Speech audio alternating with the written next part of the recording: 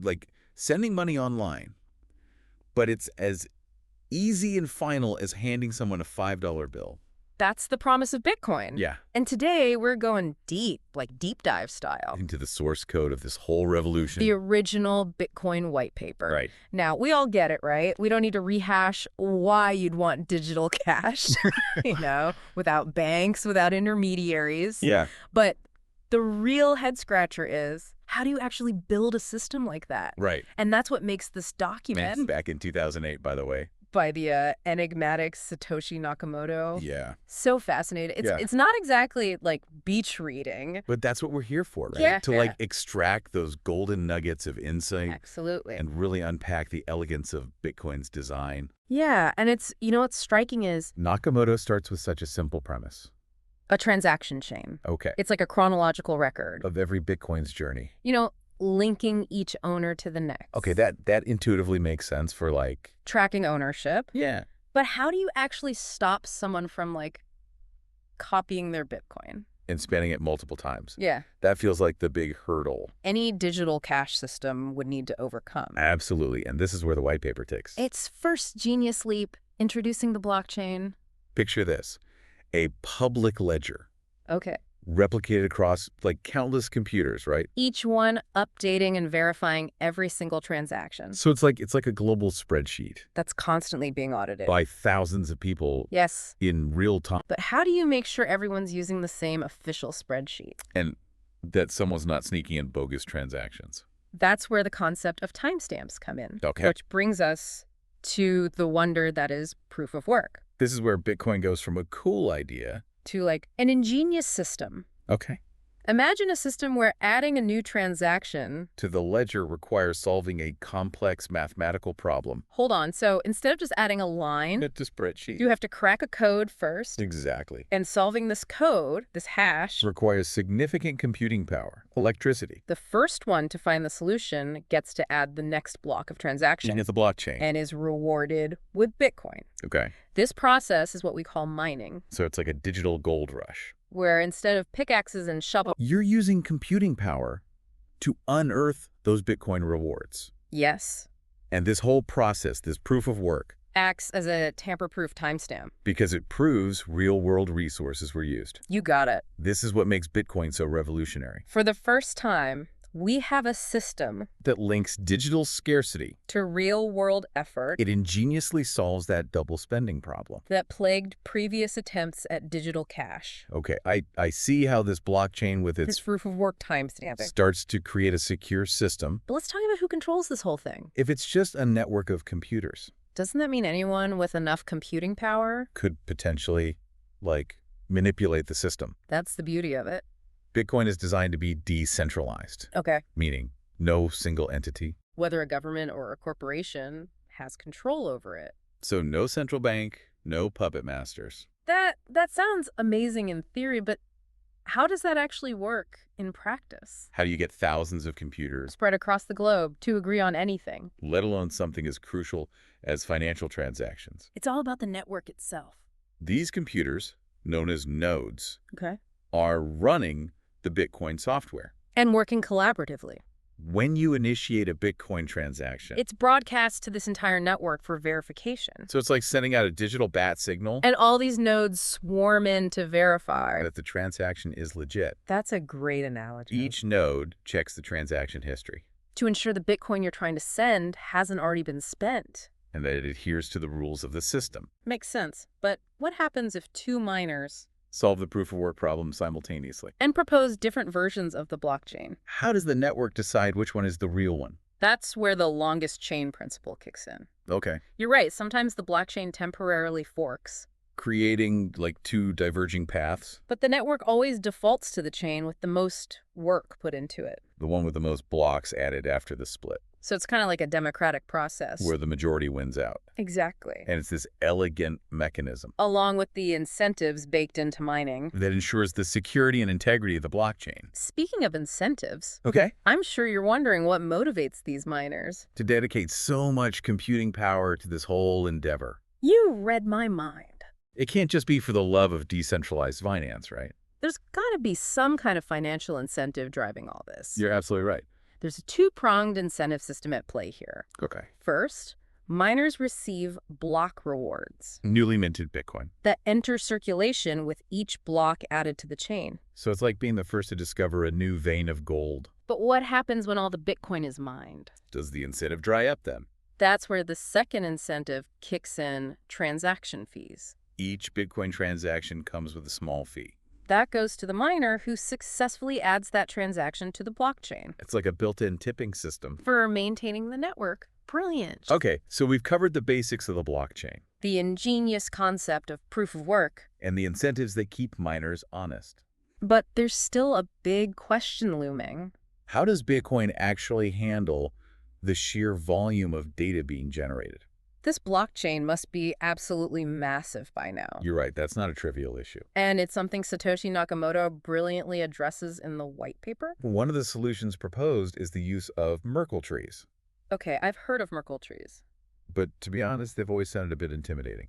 Can you break down? What they are and why they're so important in the context of Bitcoin. Imagine trying to verify a single transaction. In a library filled with every transaction ever made. It would take forever. Right. That's where Merkle trees come in. They're like a highly efficient organization system, Okay. like a card catalog for the blockchain. Instead of checking every single transaction, Merkle trees allow nodes to quickly verify if a specific transaction is included in a block. without needing to download the entire transaction history. So it's like having a summary index That confirms the information is there. without having to sift through mountains of data. Exactly. It's a brilliant solution, For ensuring the blockchain remains manageable and efficient. even as it grows exponentially. But what's fascinating is This concern for practicality goes hand in hand with ensuring Bitcoin is accessible to everyone. not just those running resource-intensive full nodes And that brings us to another fascinating concept. outlined in the white paper: simplified payment verification. Okay,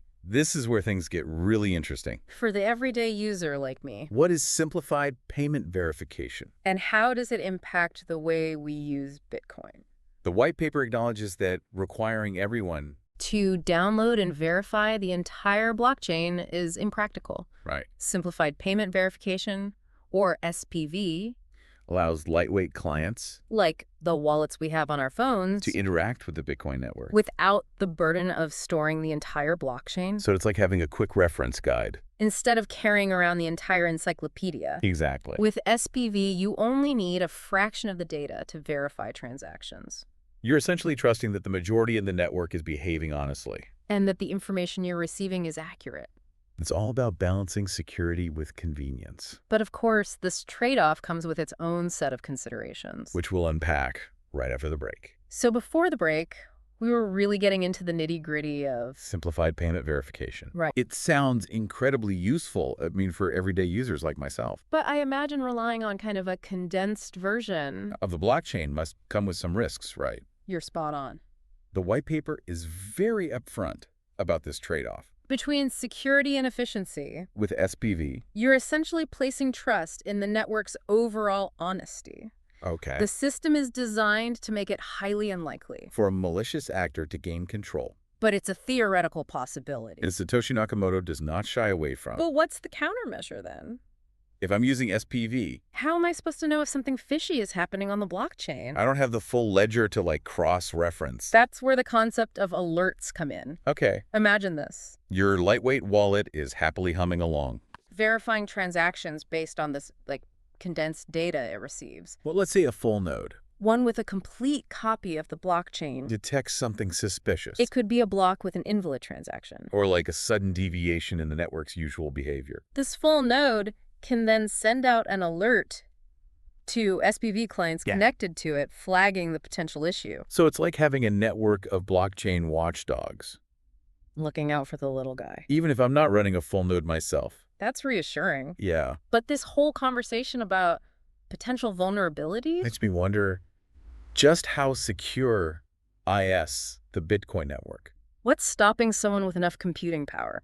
from just hijacking the whole system. That's the million-dollar question. And the white paper tackles it head on. With a rather fascinating analogy, the gambler's ruin, Imagine a gambler who keeps betting against the house. hoping to win back their losses. The more they bet.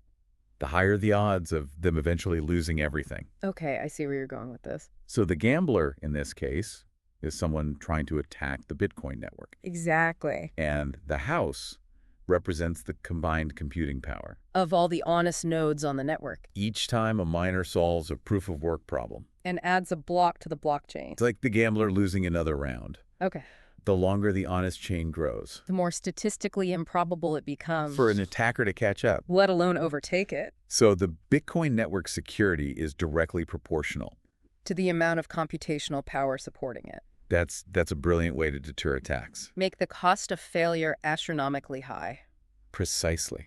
And it all circles back to those incentives we talked about earlier. The more miners participate in the network, The more secure the blockchain becomes. making it incredibly difficult, AND financially unattractive. For malicious actors to even attempt an attack. This has been a real eye-opener. I always knew Bitcoin was secure. But seeing how all these different elements From proof of work to the decentralized network effect. work together is truly impressive.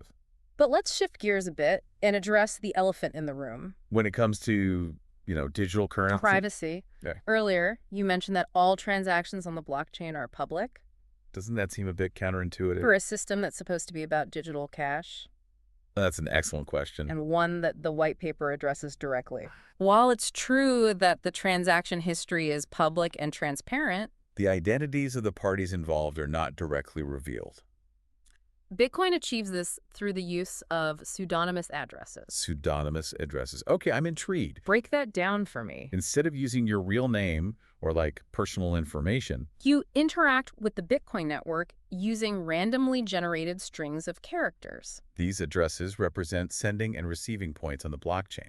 So while someone could technically analyze the transaction flow, It wouldn't directly link back to your real-world identity, so it's like a digital veil. obscuring the individuals behind the transaction. Exactly. It's like using a nickname or alias in the digital realm. However, It's important to note that Bitcoin doesn't guarantee complete anonymity okay, with sophisticated analysis techniques. and access to external data, It's sometimes possible to link those addresses. your real-world identities, The white paper acknowledges this limitation. and suggests further steps to enhance privacy. Like what? What else can be done to make Bitcoin transactions more private? One strategy is to use a new Bitcoin address for every transaction This makes it much harder to track the flow of Bitcoin. and connect the dots back to a single owner. So instead of using the same digital alias for every purchase, You're constantly switching it up. making it much harder to trace your activity. Right. It's like using a new burner phone for each call. That's really clever. But with all this talk about privacy and anonymity, How does this all tie back to the need for security? and preventing things like, money laundering. It seems like you want some level of transparency. Yeah. To combat illicit activities. Absolutely. And that's the tightrope walk that Bitcoin tries to navigate. Balancing the need for privacy with the need for transparency and security. It's a complex issue with no easy solutions. Right. What's remarkable is that the white paper Written back in 2008, not only anticipated these concerns but also laid the groundwork for potential solutions. that are still being explored and debated today. It's incredible how forward-thinking Satoshi Nakamoto was. This deep dive has really driven home the point. That the Bitcoin white paper isn't just a technical document. It's a philosophical exploration Yes. of how we think about money, trust, and privacy in the digital age. Couldn't have said it better myself. We've covered a lot of ground today. But it's clear that we've only just scratched the surface of this revolutionary technology. And speaking of scratching the surface, We got to take a quick break but don't go anywhere because we'll be right back. to wrap up our deep dive into the Bitcoin white paper. All right, so we're back. And, before the break, we were really getting into The weeds of privacy and anonymity in the world of Bitcoin. Yeah. It's fascinating how this white paper tackles. just complex issues head on. It speaks volumes about the foresight of Satoshi Nakamoto. They understood that a truly revolutionary system Isn't just about elegant code, right? Yeah. It's about grappling with the real-world and implication. potential pitfalls. Exactly. Yeah. So after this deep dive into the heart of Bitcoin, After unpacking the blockchain, the magic of proof of work, even the challenges of privacy, what's the key takeaway? What do we want our listener to walk away with? what's the big aha moment? For me, it's the sheer brilliance of weaving together. Existing technologies in such a novel way. We've talked about hashing, digital signatures. These weren't new concepts in 2008. Right. But the white paper takes these building blocks. and assembles them into something truly revolutionary It's like taking everyday ingredients. and creating a Michelin star dish. Yes. It's not just about the ingredients themselves. But how they're combined, the process, the ingenuity. Exactly. And what makes it even more impressive is, The white paper achieves this while remaining surprisingly accessible. yes, there's technical depth there. But the core concepts, the elegance of the solution, it shines through. It's like you said earlier. It's not just about the technology. It's about the social, the economic, Yes. even the philosophical implications of a decentralized system. It challenges our assumptions about trust, Absolutely. about how we exchange value. And that's what makes this document. So much more than just a technical specification. Right. It's a call to rethink the very foundation of our financial system, It's a call to action. a spark that ignited a revolution. Yeah. So as we kind of peel ourselves away From the intricacies of this white paper, and return to the real world, what's the one question you want our listener to grapple with?